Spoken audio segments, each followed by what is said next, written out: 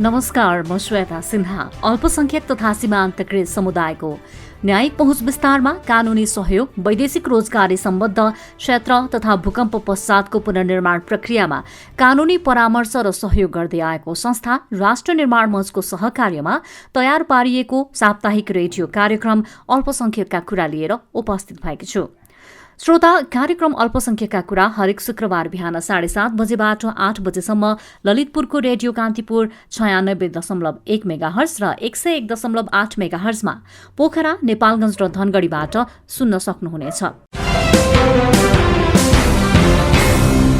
लोकतान्त्रिक व्यवस्थामा राजनैतिक दलहरू नै राज्य सञ्चालनका निर्णायक शक्ति हुन्।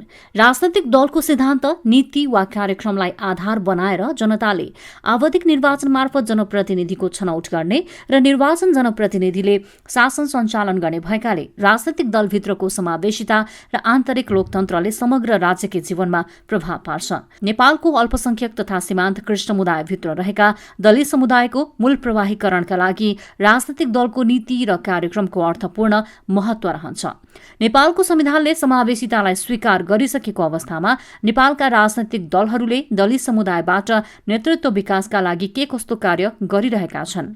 राजनैतिक दलले दलित समुदायका नीति निर्माण तहमा निर्णायक उपस्थितिका लागि आफ्ना विधान र कार्यक्रमहरूमा के कस्तो नीति नियम अख्तियार गरेका छन्। अर्कोतर्फ राजनैतिक दलमा दलित समुदायको के कस्तो नेतृत्व विकास भइरहेको छ।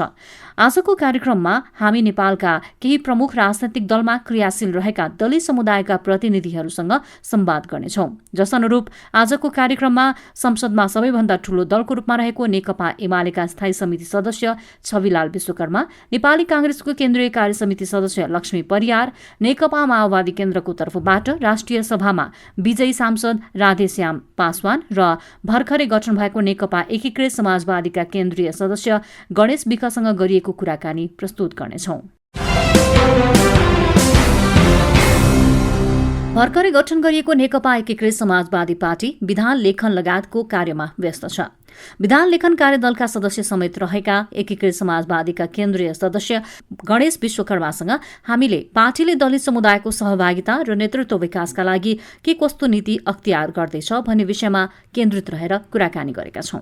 तपाईको पार्टी भर्खरै गठन भएको छ र यो अहिले गठनकै प्रक्रियामा छ। यो पार्टीले दलित समुदायको नेतृत्व विकास अर्थात् दलित समुदायलाई नेतृत्वमा पुर्याउनको लागि पहल गर्छ भन्ने विश्वास यहाँलाई छ? अब हामीले चाहिँ हिजो नेतृत्व विकासमा भएका कमी कमजोरीलाई विस्थापित गर्ने र नयाँ ढंगले अगाडि बढ्ने, त्यसलाई अहिलेको संविधान, अहिलेको कानून, अहिलेको चाहिँ समावेशीकरणको मुद्दालाई चाहिँ सम्बोधन गर्ने हेतुले चाहिँ यो पार्टी पुनर्गठन गरेको हुनाले म पूर्णतया विश्वस्त छु। अहिले पनि हामी केन्द्रीय कमिटीमा 115 जना मध्ये 9 जना केन्द्रीय समितिमा छौं। त्यसकारणले म आशावादी छु। नेपालको संविधानले नै स्थानीय तहदेखि नै दलित समुदायको उपस्थितिलाई अंगीकार गरेको छ। त्यो अनुसारको नियम कानूनहरू बनेका छन्। तथापि राजनीतिक दलहरूमा हेर्ने हो भने केन्द्रीय कमिटीमा दलित समुदायको उपस्थिति र अझ निर्णायक उपस्थिति अत्यन्त न्यून छ। तपाईहरुको अहिले अन्तरिम 5 जनाको पोलिट ब्युरो भनौं अर्थात् 5 जनाको स्थायी समिति कार्य सञ्चालनको लागि बन्यो। त्यसमा जनजाति दलितहरूको पनि सहभागिता रहेन भनेर अहिलेबाट आवाज उठ्न थालेको छ। होइन, अब त्योलाई हामीले हाम्रो पार्टीको विधान दर्ता गर्ने सन्दर्भमा त्यो विधान अर्को चाहिने के भन्छ राष्ट्रिय सम्मेलन हामी निकट भविष्यमा गर्दैछौँ। त्यो राष्ट्रिय सम्मेलनसम्म अन्तरिम रूपमा काम गर्नका लागि पूर्व एमालेमा रहेका स्थायी कमिटीका नेताहरू जो हुनुहुन्थ्यो उहाँलाई नै जिम्मा दिने भन्ने अर्थमा चाहिँ उहाँहरूलाई जिम्मा दिएको हो। अब चाहिने बन्दाखेरि त्यो पुनर्गठनमा त्यो पर्छ। अब जहाँ यहाँले भने जस्तै चाहिँ अब हाम्रा पार्टीहरूमा एक खालको चाहिँ आन्तरिक लोकतन्त्रको चाहिँ सन्देशै समस्या छ। अब यो इन्डियामा चाहिँ जगजीवन राम स्टाइल भन्छ, एकजना मान्छे एकजना पार्टीमा चाहिँ एउटा पार्टीमा एकजना मान्छे मुख्य मान्छे बनाइदिएपछि अनि उसैको टाउको देखाएर चाहिँ दलित समुदायलाई चाहिँ संकलन गर्ने, चाहे त्यो वडा होस् चाहे त्यो केन्द्रमा होस्, त्यो समस्या छ। त्यो समस्यालाई अन्त्य गर्नका लागि हामीले चाहिँ हाम्रो तर्फबाट म चाहिँ अहिले धलराज खनालको नेतृत्वमा रहेको दस्तावेज समितिमा पनि छु। त्यो दस्तावेज समितिमा चाहिँ दलित समुदायलाई कसरी चाहिँ अगाडि बढाउने सन्दर्भमा चाहिँ दलितहरूको एउटा अलगै दस्तावेज पनि लेख्ने कुरा भएको हुनाले त्यो ढंगले लडाई त लड्नु नै पर्छ। तर पनि हाम्रा पार्टीहरूमा त्यो खालको आन्तरिक लोकतान्त्रिकरणको समस्या चाहिँ छ। यहाँले भने जस्तै चाहिँ नि हाम्रो पार्टीमा अहिले चाहिँ अब त्यो स्थायी कमिटीमा रहने अरू कमिटीहरूमा राख्ने त्यो ढंगको हरेक कमिटीमा चाहिने एउटा अवसर के छ त भन्दाखेरि अहिले नयाँ पार्टी भएको हुनाले थुप्रै जिल्लाहरूमा अहिले पदाधिकारीहरू बन्ने प्रक्रिया सुरुवात भएको छ। हाम्रा थुप्रै दलित समुदायका साथीहरू सचिव बन्ने, उपसचिव बन्ने, अध्यक्ष बन्ने यो प्रक्रिया अगाडि बढेको हुनाले म चाहिँ पूर्ण आशावादी छु। अब अहिले त संवैधानिक व्यवस्थाले गर्दा नि दलित समुदायलाई राजनीतिक दलले उपस्थित गराउनै पर्ने एउटा बाध्यता छ। तर संसदीय व्यवस्था भनेको चुनाव हो। दलित समुदाय आर्थिक, सामाजिक, सांस्कृतिक ढङ्गले निकै पछाडि छ। यो समुदायबाट प्रतिनिधित्व गर्ने मान्छेले चुनाव जित्न नसक्ला, आर्थिकदेखि लिएर विभिन्न कुरामा उसको क्रियाशीलता कमजोर होला भन्ने मनोविज्ञानले नेपालका राजनीतिक दलहरू प्रभावित देखिन्छन्। यो प्रभावबाट तपाईँले भन्दै गरेको एकीकृत समाजवादी पार्टी चाहिँ कसरी मुक्त होला? यो कुरा अब एकदम ठुलो चुनौती छ नेपाली राजनीतिमा। अब तर पनि मलाई के लाग्छ भने कम्युनिस्ट, अब यो लोकतन्त्रका लागि लडेका, विशेष कम्युनिस्ट आन्दोलनबाट आएका पार्टीहरू समेत, लोकतन्त्रको लागि लडाइँ लडेको काङ्ग्रेस जस्तो पार्टीमा समेत अब एकजना दलित ल्याएपछि पुगिहाल्छ भन्दै जाने एउटा मनोविज्ञान उनीहरूमा जबरजस्ती स्थापित भएको छ र दलितहरू चाहिँ चुनाव लड्दैनन्। यसलाई समानुपातिक, समावेशी बनाएर जति दलितका लागि छुट्याएको कोटा छ त्यो बाहेक अरू थप दलितहरू ल्याउनु हुँदैन भन्ने जुन मान्यता स्थापित भएको छ, त्यो स्थापित भएको मान्यतालाई चाहिँ हामीले अब प्रतिस्पर्धी क्षमताबाट त्यसलाई विस्थापित गर्नुपर्छ भन्ने लाग्छ। र व्यक्तिगत रूपमा हाम्रो पार्टीमा चाहिँ हामीले चाहिँ राखेको प्रस्ताव के हो त भन्दाखेरि दलित कोटाबाट आउने साथीहरूलाई दलित कोटाबाट ल्याउने र त्यो कोटा चाहिँ एक कार्यकालको लागि मात्र स्थापित गर्ने र बाँकी मान्छेहरूलाई चाहिँ पार्टीको प्रतिस्पर्धी प्रक्रियाबाट ल्याउने कुरालाई ग्यारेन्टी गरौँ भन्ने कुरा हामीले प्रस्ताव गरेका छौँ। त्यो चाहिँ खालि पार्टीको मात्र नभइकन राजकीय मामलामाहरूमा पनि उनीहरूलाई त्यही ढङ्गले अगाडि बढाउने कुरा चाहिँ उठ्याएको छ। यद्यपि यहाँले भने जस्तै त्यो समस्या जबरजस्त रूपमा हाम्रो पार्टीमा पनि त्यो के भन्छ चाहिँ स्थापित हुने सम्भावना छ। अब त्यसका विरुद्धमा लड्नुपर्छ र हामी चाहिँ त्यही ढङ्गले नयाँ जोसका साथ लड्छौँ। उहाँ हुनुहुन्थ्यो नेकपा एकीकृत समाजवादी पार्टीका केन्द्रीय सदस्य गणेश विश्वकर्मा। श्रोता, नेपालको पुरानो राजनैतिक दल नेपाली कांग्रेस 14औं महाधिवेशन गर्न गइरहेको छ। 14औं महाधिवेशनका लागि पारित गरिएको विधानले 13औं महाधिवेशनको भन्दा पनि कम दलित प्रतिनिधिहरूको सहभागिता हुने अवस्था सृजना भएको भन्दै नेपाली कांग्रेसमा क्रियाशील दलित सम्बद्ध भातृ संगठनहरूले आवाज उठाइरहेका छन्।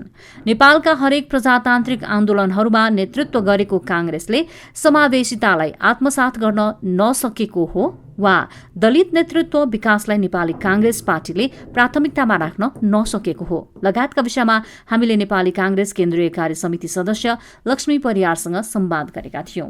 नेपालको क्रियाशीलताको हिसाबले सबैभन्दा पुरानो पार्टी नेपाली कांग्रेसमा विशेष गरी नेपाली समाजमा रहेको सबैभन्दा पीडको वर्ग तबका भन्न सकिने दलित समुदायको नेतृत्वगत उपस्थिति जस्तो छ, त्यसमा तपाईँ सन्तुष्ट हुनुहुन्छ?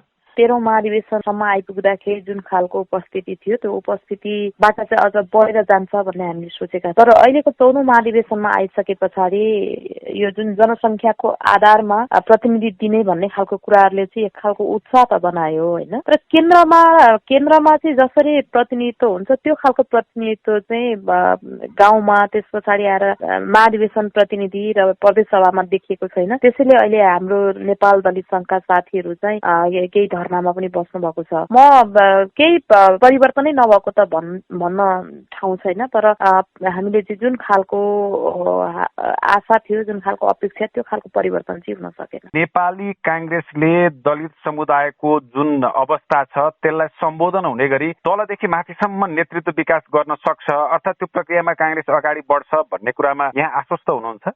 हामी एक खालको जुन एउटा परिवर्तन थियो नेपाली कांग्रेसले सुरुवातमै नेपाली कांग्रेसको स्थापना कालदेखि नै जुन खालको समावेशितालाई अंगीकार गरेर हिँड्यो, अवलम्बन गर्दै हिँड्यो, त्यसले एक खालको ऊर्जा चाहिँ दलित समुदायभित्र थियो। त्यो दलित समुदायभित्र थियो। बीचमा आइसके पछाडि हिजो विश्वेश्वर प्रसाद कोइरालाजीले गर्नुभएको जुन एउटा त्यो चाहिँ जात जाति भाषा धर्मलाई समेटेर लाने सहभागिता गर्ने कुराहरूलाई बीचमा चाहिँ अल्मलिएको हो कि भन्ने हामीलाई लागेको थियो। यद्यपि अहिले नेपाली कांग्रेसका पार्टी सभापति शेरबहादुर देउवा जतिखेर चाहिँ पार्टी अलग गरेर बस्नुभयो त्यो बेलामा उहाँले ल्याउनु भएको जुन कदम जम भन्ने एउटा नीति, त्यो नीतिले विभिन्न जात जाति वर्गलाई समेटेको थियो।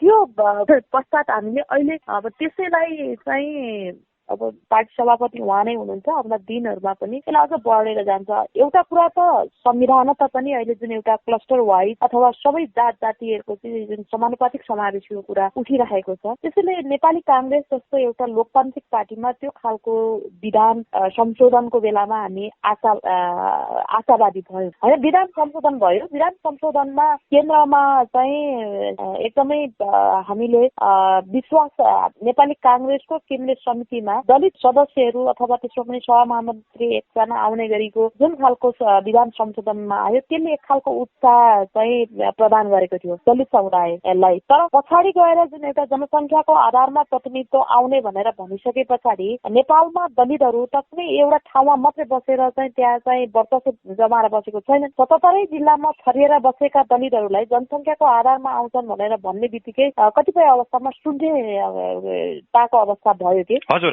मैले यहाँलाई यहीँनेरि रोके। नेपालको संविधानले राज्यका निकाय राजनीतिक दलदेखि लिएर संघ संगठनहरूमा नि दलित समुदायको उपस्थितिलाई अनिवार्य गर्यो, जसको परिणामत अहिले स्थानीय तहहरूमा दलित महिला वडा सदस्यहरूको हजारौंको संख्यामा उपस्थिति छ भन्ने अवस्थामा हामी छौँ। भनेपछि नेपाली कांग्रेसको अबको आउँदो महाधिवेशनमा संविधानले जुन कुरालाई अंगीकार गरेका छ त्यसका लागि प्रतिनिधि आउने भए, तर त्योभन्दा फरक बाटोमा कांग्रेस जान चाहेन भनेर भन्दा ठिक हुन्छ कि बेठिक हुन्छ?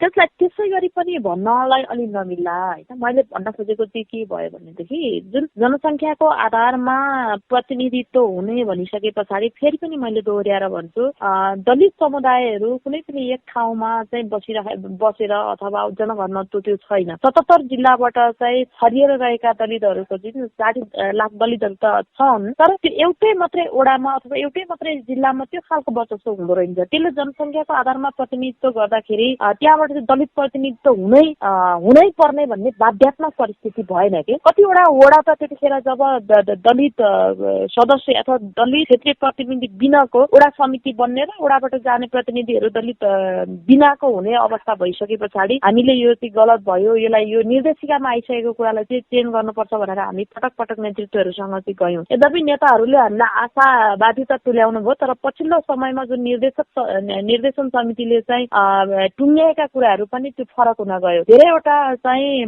जिल्लामा वडाहरूमा चाहिँ दलित विहीनको चाहिँ त्यो कमिटी बन्ने मैले जोडिहालेँ। त्यस पछाडि त्यहाँ चाहिँ हामीले एउटा आन्दोलन भइसके पछाडि त्यो क्षेत्रीय प्रतिनिधि मात्र दलितहरू आउने भए। तर म तपाईँलाई के भनौँ भने अहिले पनि महाधिवेशन प्रतिनिधि आउने र क्षेत्रीय के अरे प्रदेश सभाका चाहिँ प्रतिनिधिहरू आउने मा चाहिँ अहिले 18वटा क्षेत्रहरू चाहिँ खाली भएको छ कि। त्यसैले अब समग्रतामा हेर्दाखेरि त दलितहरूको प्रतिनिधित्व नै नभएको भन्ने होइन छ, तर हरेक क्षेत्रबाट एकजना दलित आउनै पर्ने बाध्यात्मक परिस्थिति जुन बेला 13औं महाधिवेशनमा थियो त्यो चाहिँ अलिकति केही कटौती भएको छ। त्यो हामी अभियानमै छौँ। उहाँ हुनुहुन्थ्यो नेपाली कांग्रेस केन्द्रीय कार्य समिति सदस्य लक्ष्मी परियार। अहिले तपाईँ कार्यक्रम अल्पसंख्यकका कुरा सुनिरहनु भएको छ। यो कार्यक्रम हरेक शुक्रबार बिहान 7:30 बजेबाट 8 बजेसम्म ललितपुरको रेडियो कान्तिपुर 96.1 मेगाहर्ज र 101.8 मेगाहर्जमा पोखरा, नेपालगञ्ज र धनगढीबाट सुन्न सक्नुहुनेछ। 10 वर्षीय सशस्त्र विद्रोहको नेतृत्व गरेको नेकपा माओवादी केन्द्रको पार्टी संरचनामा समेत दलित समुदायको उल्लेख्य सहभागिता देख्न सकिन्न। खास गरी उत्पीडित जाति र वर्गको मुद्दालाई आफूले नै नेपाली राजनीतिमा मूल प्रवाहीकरण गर्ने माओवादीमा समेत नीति निर्माणको थलोसम्म दलितहरूको सहभागिता न्यून हुनुको कारण के हो? अरूलाई परम्परागत र आफूलाई तुलनात्मक क्रान्तिकारी राजनैतिक शक्तिको रूपमा चिनाउँदै आएको नेकपा माओवादी केन्द्र र पार्टीमा दलित नेतृत्व विकासलाई लिएर हामीले नेकपा माओवादी केन्द्रको तर्फबाट राष्ट्रिय सभामा विजयी सांसद राधेश्याम पासवानसँग कुराकानी गरेका छौं। सुनौ कुराकानीको सम्पादित अंश। नेपालमा सशस्त्र विद्रोह गरेर विशेष गरी समानुपातिक र यो समावेशितालाई प्रमुख मुद्दा बनाएको एकीकृत माओवादी भनौँ अहिलेको माओवादी केन्द्रले दलित समुदायको प्रतिनिधित्वलाई जसरी सुनिश्चित गरेको छ, अर्थात् जस्तो अवस्थामा माओवादी पार्टी छ त्योमा तपाईँ सन्तुष्ट हुनुहुन्छ? जनयुद्ध भयो त्यसमा तपाईँको यो नेपालको संविधान पनि अहिले बन्यो। नेपालको संविधानमा खास गरेर दलितका नेपालको संविधानको धारा 40मा दलितका हक सम्बन्धी व्यवस्था गरिएको छ। छुवाछुतका घटनाहरूको विषयमा पनि संविधानको धारा 24मा जातीय भेदभावसम्म व्यवस्था गरिएको छ। दुईटा व्यवस्था संविधानमा व्यवस्था गरिएको छ। तर अहिलेसम्म यो जुन परिवर्तनहरू आयो, यो आन्दोलनले परिवर्तनहरू आयो, यसमा जुन संविधानमा व्यवस्था गरेको छ, यो संविधानको व्यवस्था कार्यान्वयन भयो भने दलितहरूलाई सन्तुष्टि हुन्छ। जस्तै संविधानमा तपाईँको 40 संविधानमा व्यवस्था गरिएको राज्यको सबै निकायहरूमा दलित समुदायलाई समानुपातिक समावेशी सिद्धान्तको आधारमा समावेशी सहभागिता गराउने व्यवस्था गरिएको छ। माननीयज्यू, नेपालको संविधानले जसरी अल्पसंख्यक तथा सीमान्तकृत समुदायलाई मूल प्रवाहीकरण गर्न विभिन्न ऐन नियम अझ संविधानले समावेशितालाई नै आत्मसात गर्यो, एउटा पक्ष रह्यो। तर माओवादी सशस्त्र विद्रोहका क्रममा मधेसी समुदायका दलितहरूको नै धेरैको मृत्यु भएको छ अर्थात् शहादत भएको छ। अहिले जुन स्ट्रक्चरमा माओवादी पार्टी छ, माओवादी केन्द्र छ, त्यसले दलितको मुद्दालाई राम्रो गरी सम्बोधन गरेको छ। एउटा तपाईँ दलित अधिकार कर्मी, एकजना जनप्रतिनिधिको रूपमा हेर्दा तपाईँ सन्तुष्ट हुने अवस्था छ कि छैन? होइन, सन्तुष्ट अवस्था त तपाईँले भन्नुभएको यो ठ्याक्कै प्रश्न सन्तुष्ट जति पहिला भन्दा त अहिले दलितले पाएको छ, तर पूर्ण रूपमा सन्तुष्टि हुने अवस्था छैन। पूर्ण रूपमा जुन सन्तुष्टि हुने अवस्था छैन, तर यसलाई तपाईँको संविधानले जुन व्यवस्था गरेको छ त्यो व्यवस्था कार्यान्वयन गर्यो भने सन्तुष्टि हुने अवस्था आउँछ। तर त्यो अनुसार कार्यान्वयन भएको छैन। तर यो कार्यान्वयनको पक्षमा हामी लाग्नुपर्छ र यसलाई तपाईँहरूले पनि आवाज उठाएर यो कार्यान्वयन गराउनुपर्छ। माओवादी केन्द्रले जुन संवैधानिक सुनिश्चितता दिएको छ, तिम्रो पार्टीभित्र पनि संविधानले भनेको छ यति यति दलितको उपस्थिति हुनुपर्छ, तिम्रो निर्वाचित जनप्रतिनिधिभित्र पनि यति दलित समुदायको प्रतिशत हुनुपर्छ भन्ने जुन एउटा मापदण्ड संविधानले बनायो, त्योभन्दा फरक त माओवादी केन्द्रले पनि जनप्रतिनिधिहरूको उपस्थिति गरेको, त्यो खालको कार्य गरेको त देखिएन नि, होइन? त्यो अब तपाईँले एउटा प्रश्न गर्नुभयो। मन्त्रीमण्डलको सरकारमा अहिले अब विस्तार पनि गरेको छैन, पहिला पनि अब थियो। त्यो टाइममा पनि तपाईँको समयमा एउटा हाम्रो मात्रै दलित मन्त्री लगेको थियो। यो बिचमा अब काङ्ग्रेससँग गठबन्धन गर्यो, यसमा पनि छैन। पुलिस ब्युरोमा पनि तपाईँको लानु पर्नेमा छैन। यो कमी कमजोरीहरू देखिरहेको छन्। तर यो कमी कमजोरी हुँदा पनि अब उहाँहरूले त्यो जुन संविधान अनुसार व्यवस्था गरेको छ, लेखेको छ, विधान अनुसार लेखेको छ, त्यो अनुसार जानुपर्ने प्रकृति भइरहेछ।